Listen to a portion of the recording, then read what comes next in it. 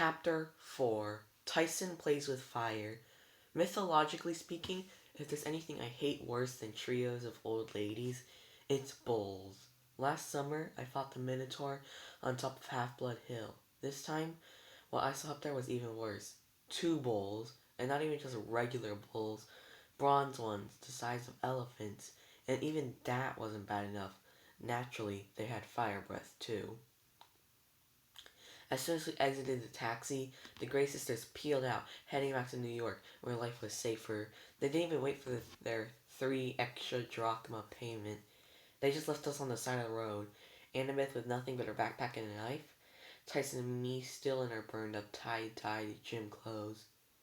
"Oh man," said Annabeth, looking at the battle raging on the hill.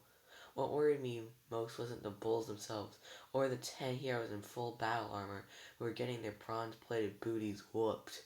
What worried me was that the bulls were ranging all over the hill, even around the back side of the pine tree. That shouldn't have been possible.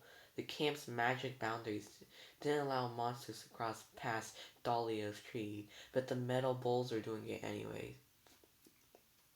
One of the heroes shouted, "Border Patrol! To me!" A girl's voice, gruff and familiar. Border Patrol, I thought. The camp didn't have a Border Patrol. "It's Clarice," Annabeth said.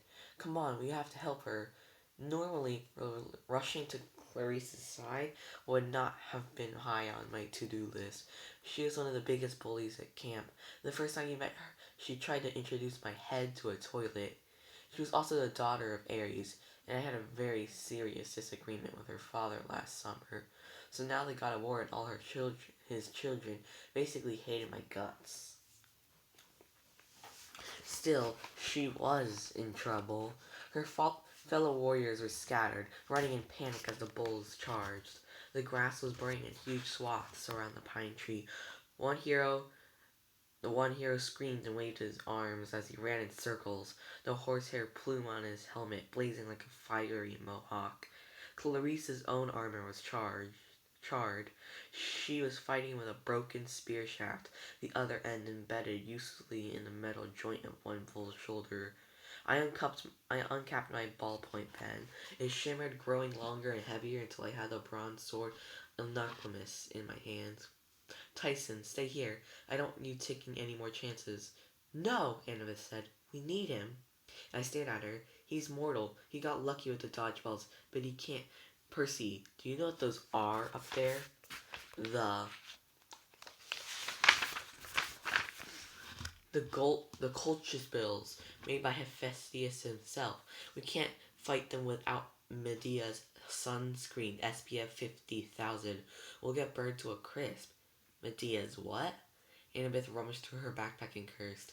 "I had a jar of tropical coconut set sitting on my nightstand at home. Why didn't I bring it?" I'd learned in a long time not to question Annabeth too much. It just made me more confused. "Look, I don't know what we're talking about, but I'm not going to let Tyson get fried." "Percy, Tyson, stay back," I raised my sword. "I'm going in." Tyson tried to protest, but I was already running up the hill toward Clarice, who was yelling at our patrol, trying to get them to phalanx formation. It was a good idea. The few who were listening lined up shoulder to shoulder, locking their shields to form an oxide and bronze wall, their spears bristling over the top like porcupine quills.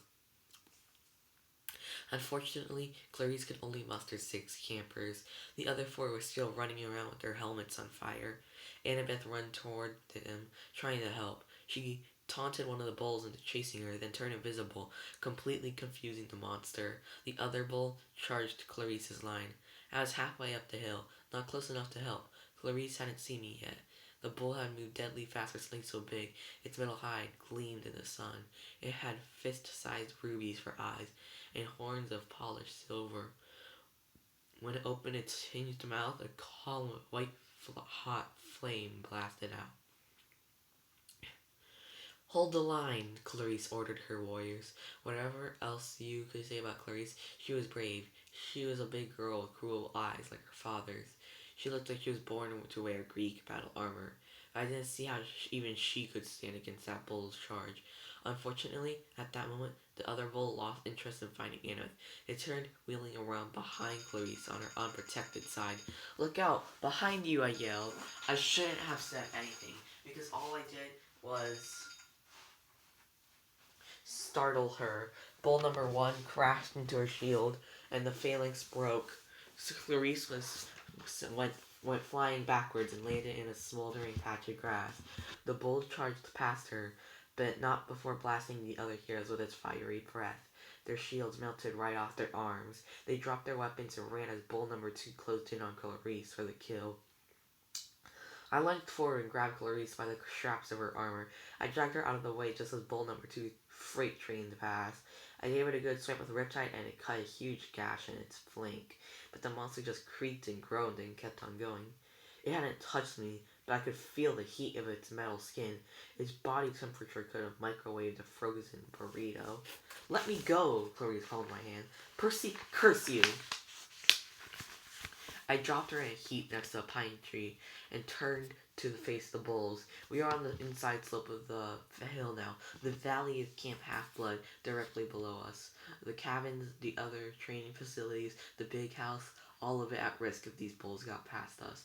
Annabeth shouted orders to the other heroes, telling them to spread out and keep the bulls attracted. Bull number one ran a wide arc, making its way toward me. As it passed the middle of the hill where the invisible boundary line should have kept it out, it slowed down a little, as if it were struggling against a strong wind, but then it broke through and kept coming. Bull number two turned to face me, fire sputtering through the gash it cut in its side. I can't tell if it felt any pain, but... Wait. I can't tell if it felt any pain, but its ruby's eyes seemed to glare at me. I just made things personal. I couldn't fight both bulls at the same time. I'd have to take down bull number two, cut its head off before bull number one charged back into range. My arms already felt tired. I realized how long I had been since I worked out with Riptide, how out of practice I was. I lunged built bull number two, blew flames at me. I rolled aside at the air as the air turned to pure heat. All the oxygen was sucked out of my lungs. My foot caught on something, a tree root maybe. The pain shot up my ankle. Still, I managed to slash with my sword and lop off part of the monster's snout. It galloped away, wild and disoriented. But before I could feel too good about that, I tried to stand, and my left leg buckled underneath me. My ankle was sprained, maybe broken. Bull number one charged straight at me. No way could I crawl out of its path. Anna shouted, "Tyson, help him!" Somewhere near toward the crest of the hill, Tyson wailed, "Can't get through." I, Annabeth Chase, give you permission to enter camp. Thunder shook the hillside. Suddenly Tyson was there, barreling toward me, yelling, "Percy needs help." Before I could tell him no, he dove between me and the bull, just as it unleashed a nuclear firestorm. "Tyson," I yelled. The blast whirled around him like a red tornado. I could only see the black silhouette of his body. I knew with horrible certainty that my friend had just been turned into a column of ashes. But when the fire died, Tyson was still standing there, completely unharmed. Not even his grungy clothes were scorched. The bull must have been surprised as I was, because before it could unleash a second blast, Tyson balled his fist and slammed down into the bull's face. "Bad cow!" His fist made a crater where the bronze bull's snout used to be. Two small columns of flame shot out of its ear. Tyson hit it again. The bronze crumpled under his hand like aluminum foil. The bull's face now looked like a sock puppet pulled inside out. "Tyson, down!" Tyson yelled. The bull staggered and fell on its back. Its legs moved feebly in the air, steam coming out of its ruined head in odd places. Annabeth ran over to check on me. My ankle felt like it was filled with acid, but she gave me some Olympian nectar to drink from her canteen, and I immediately started to feel better. There was a burning smell that I learned later was me. The hair on my arms had been completely singed off. "The other bull?" I asked. Annabeth pointed down the hill. Clarice had taken care of the bad cow number two. She had impaled through the back leg with a celestial bronze spear. Now half gone and a huge gash on its side. It was trying to run in slow motion, going in circles like some kind of merry-go-round animal. Clarice pulled off her helmet and marched toward us. A strand of stringy brown hair was smoldering, but she didn't seem to notice. "You ruined everything!" she yelled at me. "I had it under control." I was too stunned to answer. Annabeth grumbled, "Good to see you too, Clarice." Ah! Clarice screamed. Don't ever, ever try saving me again. Clarice, Annabeth said. You've got wounded campers. That sobered her up. Even Clarice cared about the soldiers under her command. I'll be back, she growled, then trudged off to assess the damage. I stared at Tyson. You didn't die. Tyson looked down as he was embarrassed. I am sorry. Came to help. Disobeyed you. My fault, Annabeth said. I had no choice. I had to let Tyson cross the boundary line to save you. Otherwise, you would have died. Let him across the boundary line, I asked. But, Percy, she said, have you ever looked at Tyson closely? I mean, in the face. Ignore the mist and really look at him. The mist makes humans see what only their brains can process. I knew it could fool demigods too, but I looked Tyson in the face. It wasn't easy. I've always had trouble looking directly at him, though I never quite understood why. I thought it was just because he always had peanut butter in his crooked teeth. I forced myself to look at his big lumpy nose, then a little higher at his eyes. No, not eyes. One eye. One large calf brown eye, right in the middle of his forehead, with thick lashes and big tears trickling down his cheeks on either side. Tyson, I stammered. You're a Cyclops, Anna offered. A baby by the looks of him. Probably why he couldn't get past the boundary line as easily as the bulls. Tyson's one of the homeless orphans. One of the what? They're almost in all the big cities, Anna said distastefully. They're mistakes, Percy. Children of nature. Sprites and gods. Well, one god in particular, usually, and I don't usually always come out right. No one wants them. They get tossed aside. They grow up wild in the streets. I don't know how this one found you, but he obviously likes you. We should take him to Shiro and let him decide what to do. But the fire, that's what I was trying to... But the fire, how? He's a Cyclops, Annabeth paused as she were remembering something unpleasant. They work the forges of the gods. They have to be immune to fire. That's what I was trying to tell you. I was completely shocked. How I had never realized what Tyson was. But I didn't have much time to think about it just then. The whole other side of the hill was burning. Wounded heroes needed attention, and there were still 2 banged up bronze bowls to dispose of, which I didn't figure would fit in our normal recycling bins. Clarice came back and wiped the soot off her forehead.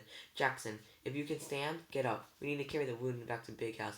Let Tantalus know what's happened. Tantalus, I asked. The activities director, Clarice said impatiently. Chiron is the activities director. Where's Argus? He's head of security. He should be here. Clarice made a sour face. Argus got fired. You 2 have been gone too long. Things are changing. But Chiron, he's trained kids to fight monsters for over 3,000 years. He can't just be gone. What happened? That happened, Clarice snapped. She pointed at Thalia's tree.